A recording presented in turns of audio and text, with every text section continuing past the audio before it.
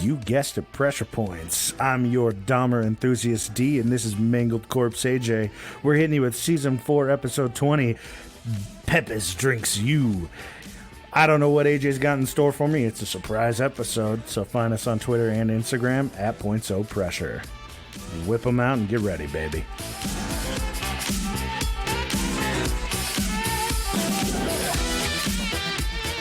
Isn't every episode I do a surprise episode because you don't pay attention to me?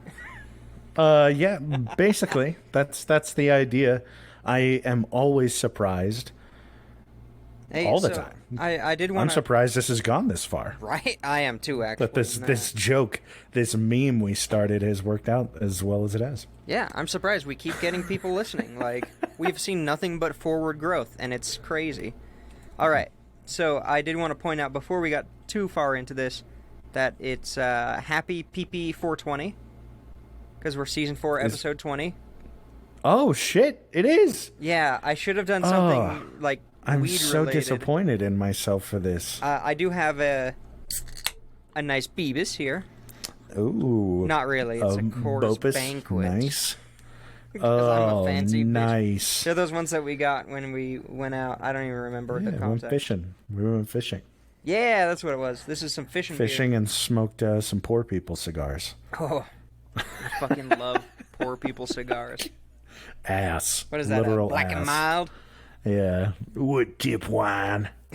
My favorite was that our religious friend was there, like Mormon, like you would never expect him to know the brand. And I pull him out, I'm like peeling off the plastic of these fucking things. And I start smoking it, and he turns without even seeing me open it and shit. And he's like, ooh, are those some Black and Milds? And I was like, how the fuck do you know about these? And he's like, oh, when I was on my mission in, I think it was Tennessee? Yeah. Kentucky? I think so. One of those places, he was like, everybody smoked them up there. I was like, oh, shit. Well, whoops. Oh, no. So, how's your week been? Dude? Oh, it was not bad, and then it got worse. Oh, what happened? Let's see, on a couple days ago, I don't remember the dates exactly, a couple days ago, my house got to 80 degrees. Oh. I was like, I don't know what the hell's happening. That explains why your wife was screaming at you while playing non-competitive Overwatch last night. Everything is competitive to us. Oh, I know. Specifically her. That's why she was so tense. It's because she was hotter than a toasted cheeser. No, she had that day off, and she said, "No, I wasn't. No, wait, that was today. Everything's blurring together. The heat's getting in my brain. Oh my god, I got heat brain. Heat brain." She was like, "Yeah, it's not that bad," and I'm dying. I'm dying. I can't stand the heat. Well, I got so much you and insulation. I are the same. Yeah, I was gonna say I have layers and layers of coats on underneath my skin, and like a bunch of different skin suits. It does not agree with hot summer weather. Yeah, so it's been rough. I worked on it a little bit today, hence I was late to recording. But then you ended up being later, so that's fine. Yeah. That works great for me. And, hey, if anybody's into HVAC, please reach out. I have some questions to ask you. I cleaned out the blower fan. I cleared out the condensate drain pipe. I checked the filter, of course. I replaced the filter. And it's just not blowing in this goddamn house. It's coming out cold, but it's like barely. Like, I think the fan is turning off, the blower. So that fucking sucks. I'm hoping since I cleaned out the drain, they're supposed to have sensors that stop when there's water, like where it shouldn't be. So I'm hoping once it dries, I'll turn it on later tonight and hope it dried enough that it'll start. But I have no idea. Could just be freezing over. I could be completely fucked, and I'm not bitter about it. You should just record the whole thing. We're doing a DIY, a PP DIY page now. You do not want to see my DIY. I am a mess. You're good. If it's anything like my father's, considering he fixed the accident I got into with our 1974 like Jeep Wrangler or Cherokee. It was a Jeep. It was a shitty one. I bent the fucking bumper, just rear-ending somebody, and he fixed it with a bright red coat hanger. So I bet I would get along well with him. I refuse to watch YouTube videos about it. I only read tutorials. I think the only thing you two would get along with is like hating DIY stuff. Is being disappointed in me constantly, and like doing things without any context and refusing to pay someone to do it. That's what you guys have in common. Yeah. So I'm podcasting with my non-Mormon father. So this is what it's like. That? You're welcome. Oh, God. I'm the father you never... No, wait. I'm the father you had. You're the daddy that I never had. There we go. That's the proper term. Thank you. I appreciate that. Oh, boy. So, yeah, how's your week? So, all the plans going well? All right. Yeah. Basically just getting everything set up to... Well, once you guys hear this, I will have already moved. But, yeah, just getting shit set up to get moved this coming weekend. And it's been a bit of a mess, just fucking logistically speaking, trying to figure all this shit out. But, yeah, start actually going back into office full-time. Nice. We're reaching a sense of normalcy, so... Oh, no. Yeah. It's so you had the chance to move away over. from a system, and you went back to the same system? Oh, my God. Idiots. Stupid. But, yeah, I think it'll be good for me in the long run. Not sleeping in until fucking noon every day. I'm so jealous. I wish I could sleep in until noon every day. It's been nice. It's like I said, I'm like a small business CEO. I don't make a lot, but I don't have to fucking do anything. That's nice. That's the goal. It's been nice, but now it all comes to a crashing halt. Mm-hmm. All around you. So to jump right on in, let me turn down the soundboard real quick. I've got a bit. Not really. Oh. So, did you know that Pebis was the first capitalist product sold in the USSR? I did not. I'm proud of us because we did an episode on Coca-Cola, and to do one on Pebis it's going to be good. Look at us. Yeah, so we're hitting all the beverage companies. Yeah, this is kind of a follow along in a simple way from that episode where we talked about like 7-Up and Coke and graham crackers. And do you remember that one, like the history food one? Yeah. I don't know what episode it is or what season it is. I believe it is Snack Time Season 3, like episode 4. It is called Snack Time. You remembered that. Yeah. So this is kind of like a hyper-focused continuation of that episode. In fact, if you've been listening to us for a little bit and you're up to date on the episodes, I'm going to be referencing a couple of them. So that's good. Oh. It's Season 3, Episode 5, Snack Time. Perfect. It's a good one. I thought it was a lot of fun. If you like anti-masturbatory habits and learning about some fucking weird shit that has to do with the stuff you put in your body. Shit. Yeah. It's a good one. I did not go into the history of Pebis at all. So that's not why we're here. Wow. We are not here to figure out why the company is and how the company has crumbled to the point where it makes a shitty soda. I'm not a Pebis Now, fan. mind you, it's no Coca-Cola. Yeah, definitely no Coca-Cola. So I'm gonna stop that music. It's distracting. All right, so we're gonna rewind in time. I am astonished. AJ, the heat is getting to you. The heat is getting to you. It's too good. It's distracting. I didn't think you would ever end that song. I wish I didn't. It's too late. So, All right, so where were we? We're going back in time to 1959, year of our Lord. I'm going to take a drink. Some Coors Banquet beer. Okay. It's the only cold thing in my house because my fridge went out like 2 weeks ago, so I can't fit my ice cube trays in the freezer. So for like 3 seconds at a time, your insides are as cold as the Rockies. I forgot. I love that shitty advertising. In fact, advertising comes up a lot in this episode, so that's good. So in 1959, there's this big exhibition where the Soviet Union brought their culture to New York.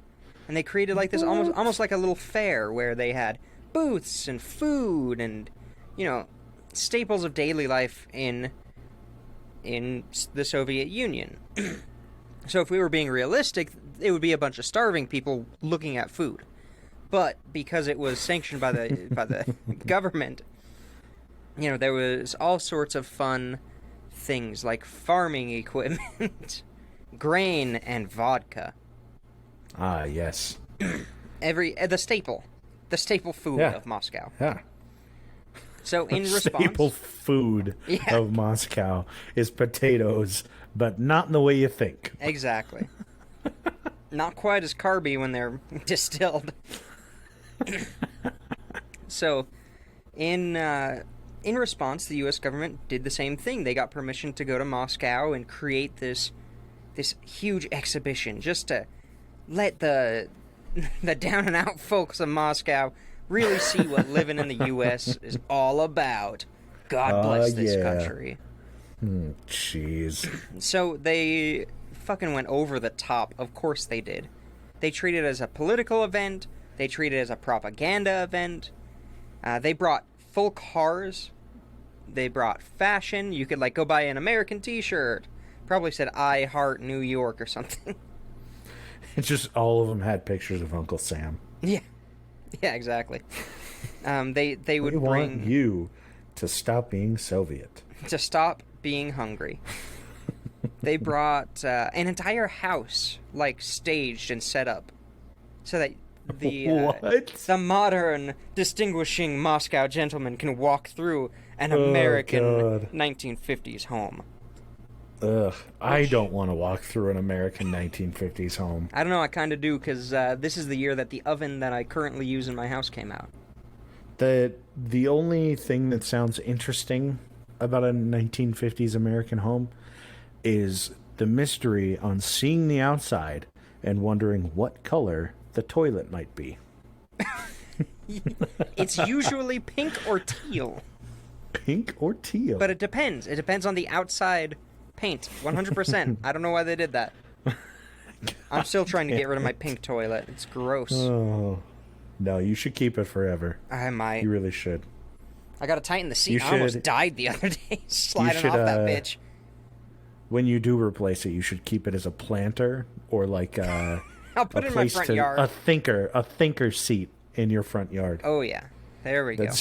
That's your thinking spot. I'm sure the city will love that. We'll just refashion it as a rolling chair for the studio. I'd be down for that. That's worth it. So they also brought like a ton of like products from popular brands and food and drink and all sorts of fun stuff. I'm sure there were Cutco knives there. Well, I'm sure they had plenty of things that were like radium water. Yeah, uranium glass, which I'm trying to get a set of because it's awesome. Oh, Jesus. I've already got the leaded decanters from the time period. Now I just need the uranium glass to really cement in my poisons. Yeah, there you go. So this was for the majority of people in the Soviet Union. This was like the first taste of American culture. And of course, America poisoned again. The first taste of the Pebis. Oh, yeah. So that's sweet carbonated cock. No. Cola. No conch. Only Pebis. So if nobody knows that Kurger Bing meme, none of this makes sense. I know. I just realized that. We're also trying to avoid getting cease and desist from here on out. Not really. Not really, but We're just terrible our at best. memes. We're fucking losers. Deal with it. Let's see. So a fantastic political figure was there, because obviously this event is like big, and you want to get some politics going with the USSR, but like you don't want to send a president because he'll get killed. Now, what year was this? 59. My guess is Henry Ford. Vice Because we President have a bit of a focus on him. Dick Cheney. Nixon. Oh, God, of course. Nixon was there. Of course he was. So he was, he was mingling, going to ice cream socials and the sock hop with the Soviet officials, showing them a good time, when a famous event that I really should have looked more into happened. He was standing in the display kitchen, the all-American kitchen that they had, and none other than, Nikita Khrushchev showed up. Oh, shit. The Okay. leader of the Soviet Union. Like, they always have cool names. Oh, Supreme Commander, that's what I'll call him. Pretty sure that's not Why it. would he be here? Yeah, of so all he showed up. places? And in the kitchen, in an American kitchen in Moscow, they debated communism versus capitalism. They talked about current political events. And they also debated whether it's constitutional to tap the phone in that American household. Oh, no, they are both on the same page of, I don't give a shit, I'm going to do it anyway. They were on the same page. Oh, yeah. But they couldn't share that was the case. It was implied. So during this debate, they talked, and it was, from what I understand, it was pretty friendly, which is pretty rare to actually debate communism versus capitalism from two high-ranking politicians and have it be somewhat amicable. But yeah, and for it like to be friendly between two of the world's biggest assholes. Yeah, this is surprising. So Nixon, while debating, kind of brought Khrushchev to the Pepsi booth. And at the Pepsi booth, they offered two versions of the soda. One made with American tap water, and the other one made with dirty Soviet tap water. Oh, God, no. And an extremely famous photo was taken, which you can Google. Just Google, like, Khrushchev or Soviet Union Pepsi, and it'll come up. I might post it tomorrow. Yes, you should post it. Today is what today. It wouldn't even be tomorrow. Today, Monday. I know. I'm used to recording on Sunday. Last second, like always. Yeah. All right, so, yeah, super famous photo of Khrushchev drinking Pepsi Cola. Yeah. And, yeah, there's my episode. I'm all done. No, not at all. So, turns out, all of that was a setup.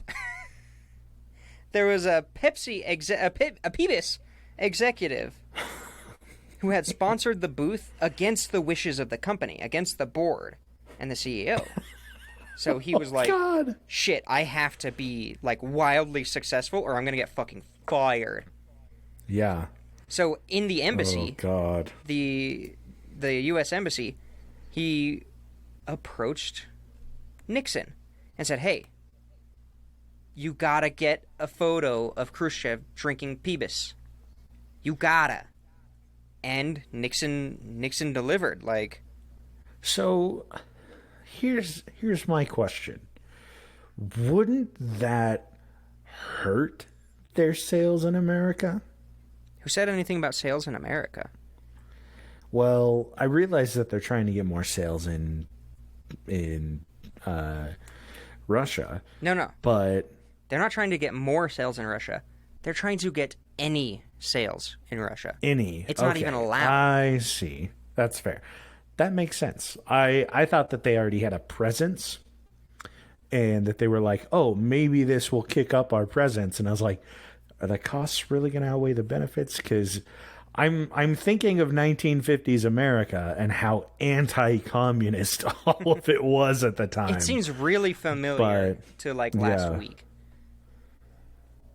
But no, Interesting. it was just a publicity stunt, basically to make this executive seem successful. Yeah, it's just creating propaganda with Khrushchev. Yeah, exactly. So Fair. Khrushchev's son later was interviewed, and he had mentioned that all of the Soviets who tried the Pebis that day, which was the first taste of Pebis in the entire USSR, said that it smelled like shoe polish, but people were still thinking about it weeks after. People still wanted it. It's like God, man. it's like if doing cocaine that tastes like dog shit. Like, you still think about it. You still want to do it, even though it tastes like dog shit. I don't know if that's a good Don't know analogy. what that's like. I would say if it smells like dog shit. Well, yeah. So they, there was a demand for it suddenly. One, they started to broadcast this photo all around of Khrushchev drinking the American, Pebis, and then everybody wanted some suddenly. But there a couple roadblocks, kind of little bumps in the road showed up. Soon, that executive actually became the CEO because it was so successful. Really? Yeah. And he completely, narrow-minded, focused on the USSR. He said, we're doing fine in America. Doesn't matter. We need to focus on the USSR because conch is not there. So we don't have to, I see.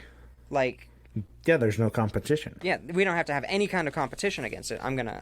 Sorry for if you can hear this. Ignore that. Okay. You know exactly what that was, but don't I tell know what anybody that else. is. Yeah, I'm not going to spoil your secret. So, It's candy. No, you bastard. So this dude, I should have put the Pebis executive's name in here. I did not. Let's see, what year was this? 1959? 1959, yeah. Well, Okay, yeah, I'll this look would have it been up. just past 1959. So, because he was focusing so hard on the USSR, he actually negotiated a deal with the Soviets that locked conch out of the country entirely from 1972 to 1985. So they just had a monopoly on soda. Okay, tell me if that sounds right. Oh, wait. This guy ran it from 57 to 63, so wrong guy. Well, 63? Yeah, but he started in 57. What's his name? Ramon Laguarta. Nope. Alfred Nusteel. Maybe. Joan Crawford was his wife. Interesting. Ah, that's interesting to note. So because of this, lockout of conch. My glasses hit the mic stand. You probably won't hear that, but that was weird. I got a little too close. I'm just excited. I'm excited about conch and Pebis. The conch! So, Pebis syrup flowed like a river into the USSR. I was up late doing these notes, so I got a little creative. So they basically shipped the syrup to the USSR, bottled it locally. But one small, extremely major problem is that nobody outside of the USSR accepted Russian rubles.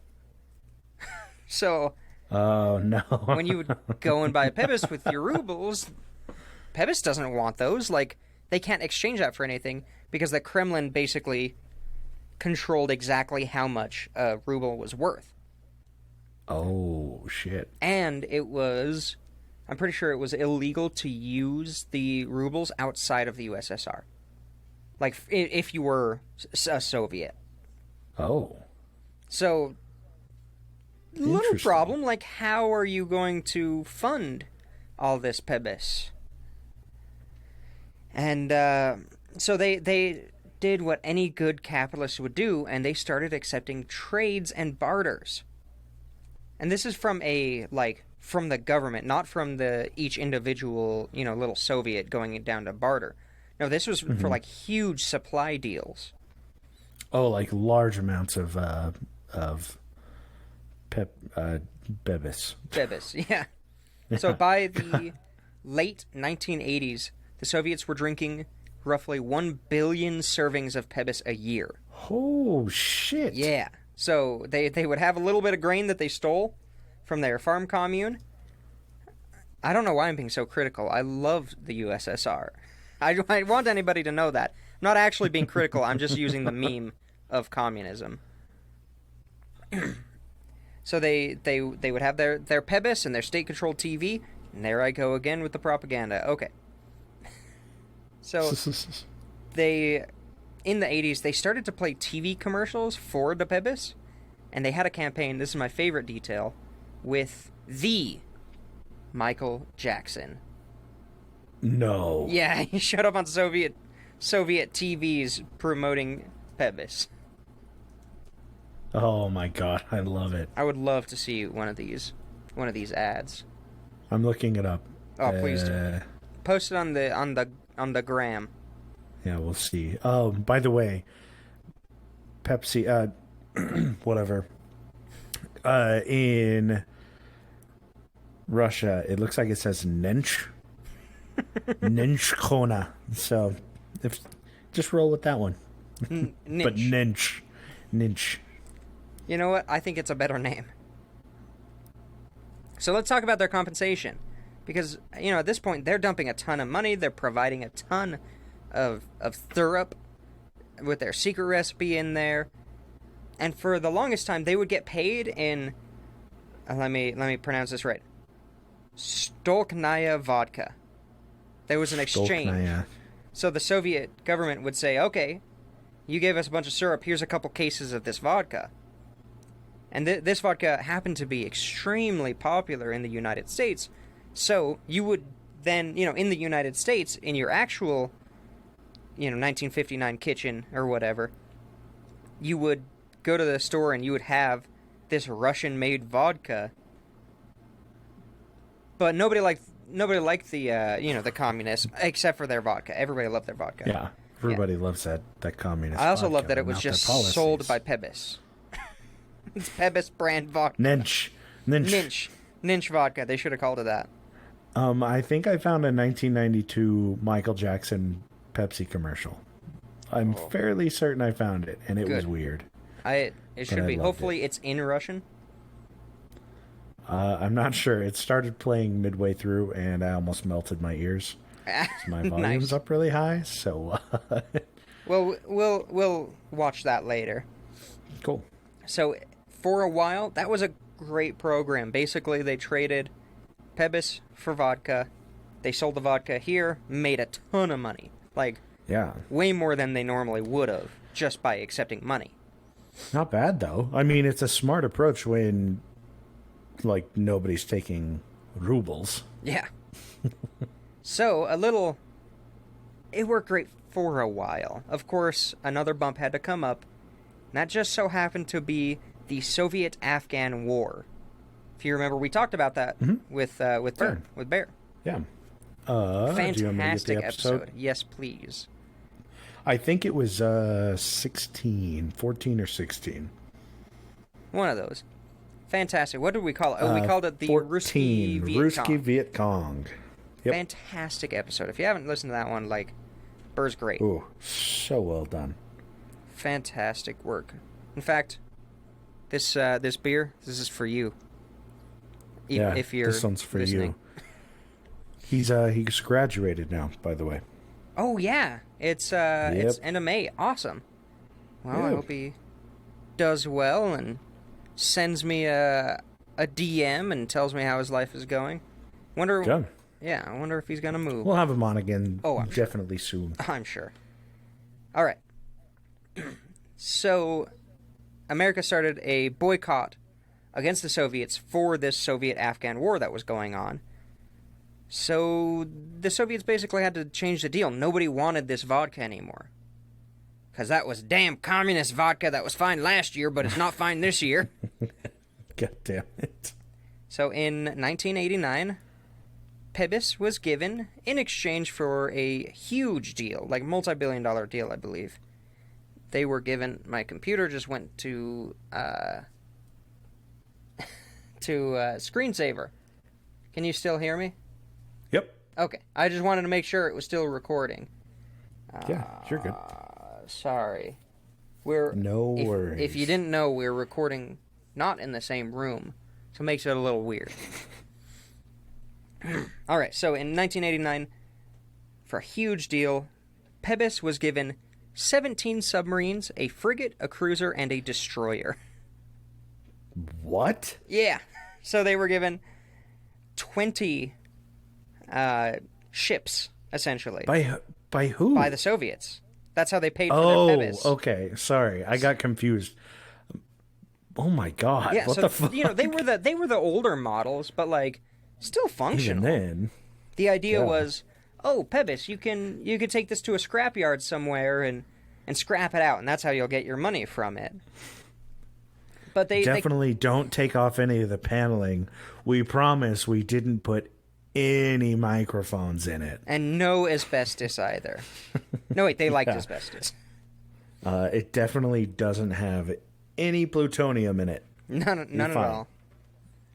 And then, so later on after this deal, they also received a bunch of older oil tankers, which they partnered with a Norwegian company to lease out oil tankers to companies. So they began to get into oil shipping. For Pepsi. For Pebis. I like to imagine that for they Ninch. put For Ninch. the Ninch logo on the side of the oil tanker. Oh, God. So I hope so. I really hope so. So because of these deals of these ships, the company doubled the amount of bottling plants in the USSR. And they just kept getting ships. At this point, they they had the sixth largest navy on the planet. Oh, the Pebis fleet. The Pebis fleet. The Nench. The Nench fleet. So, I just love that. That line right there was what got me into this entire story. Yeah. Was, did you know Pebis once had the sixth largest navy in the world? So, oh my God. So I was like, okay, well, I gotta fact check that. Looks legit. Their policies in that navy were don't ask, don't tell whether you prefer Coke or Bebis. Yeah. Don't drink soda because the submarines keep getting sticky. Oh no. And it's not because of the soda. Bada bing. No, it's long and hard and full of semen. Talking about the submarines, of course. Yeah, absolutely. Oh, let's see. So, in fact, I love this. That the CEO told George H.W. Bush's security advisor that Pebis was disarming the Soviets faster than America was. Because they were. I love it. Oh my God. Like, what big dick energy do you have to go to a security advisor and say, hey, we're getting paid to disarm the Soviets. What the fuck are you doing? Oh, I love that. So in 1990, a $3 billion deal was struck with the Soviet Union and Pebis. And this deal, it was in exchange for more ships. I don't know, I don't have the exact numbers on them. But it allowed Pebis to launch another company into the USSR.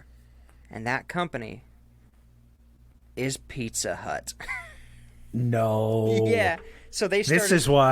This is why nobody out pizzas the Hut. Exactly. Because if you do, there's a battleship and a nuclear submarine at your door. Oh, so, God. yeah, huge deal. They started to open all these Pizza Huts all around the USSR. But before they were able to get the full payment, just a tiny issue happened. And that is the fall of the USSR.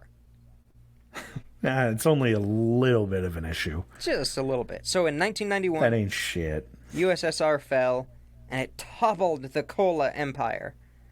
That was the only empire that mattered that fell. And it immediately, because of the borders being all redrawn, it caused a lot of fucking issues for Pebis. Essentially, some of their ships were now in new countries. And then ships a couple miles away. We're in different countries. And now all of the governments want a slice of that action. They say, I think it was part of the Ukraine said, who had a lot of the ships in their ports suddenly said, hey, if you want these ships out of here, you have to pay us. We are holding these ships ransom because we want a slice of that quiche. Yeah. I mean, I don't blame them. It also created a bunch of supply chain issues, like the mozzarella for the Pizza Huts all across the former USSR was sourced in Lithuania, but it was hard to get mozzarella from Lithuania into multitudes of different new countries that still didn't necessarily have immigration policies or trade or it was just a mess. So the Pizza Huts essentially tumbled pretty dang quick. No.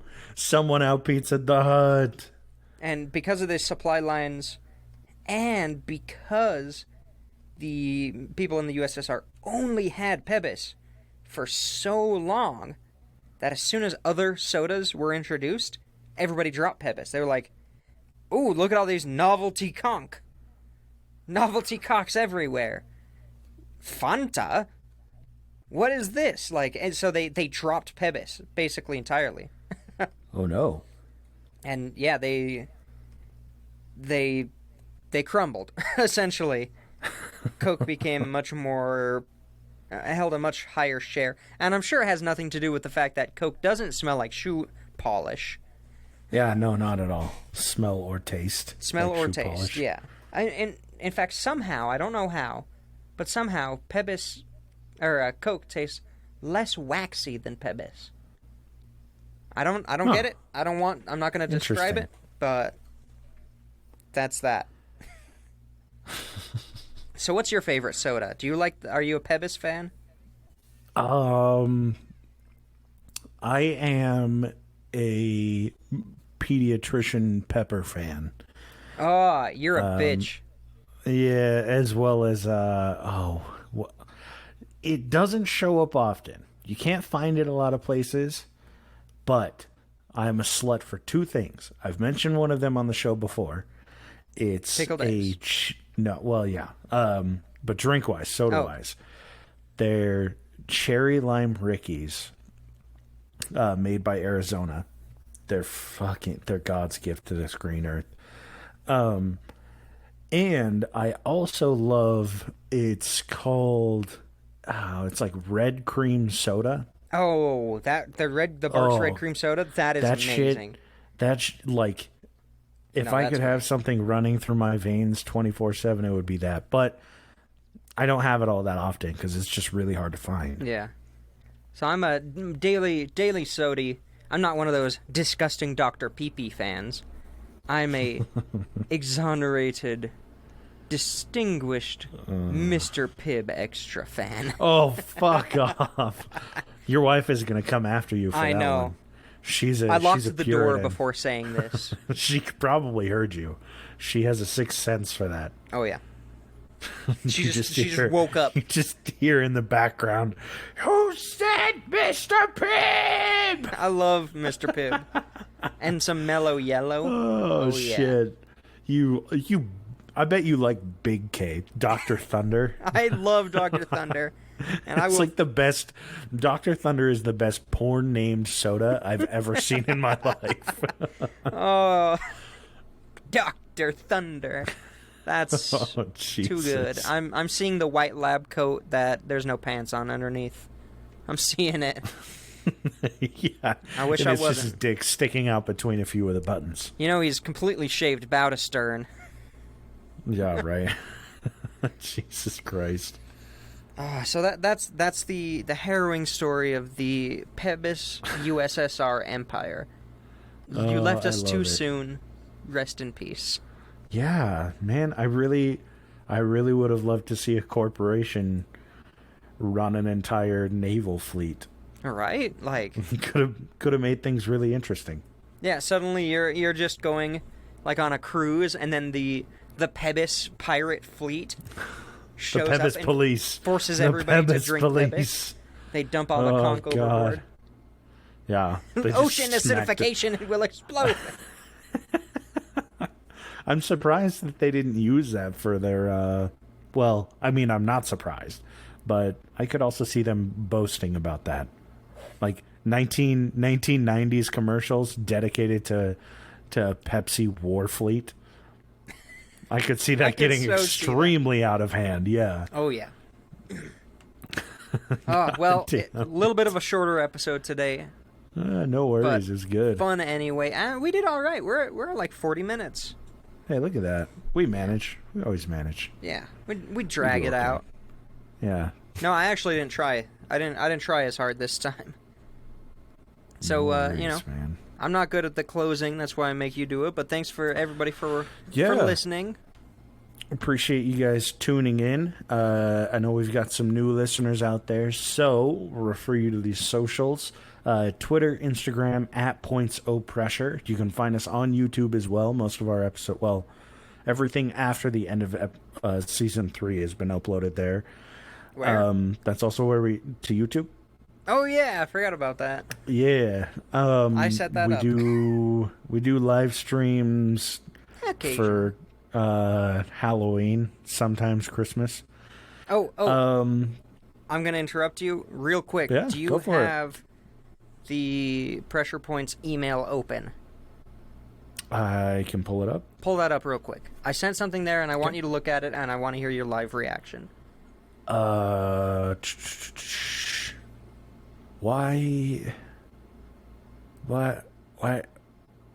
does that corn look so old? You found it immediately. Yeah. So that's Khrushchev.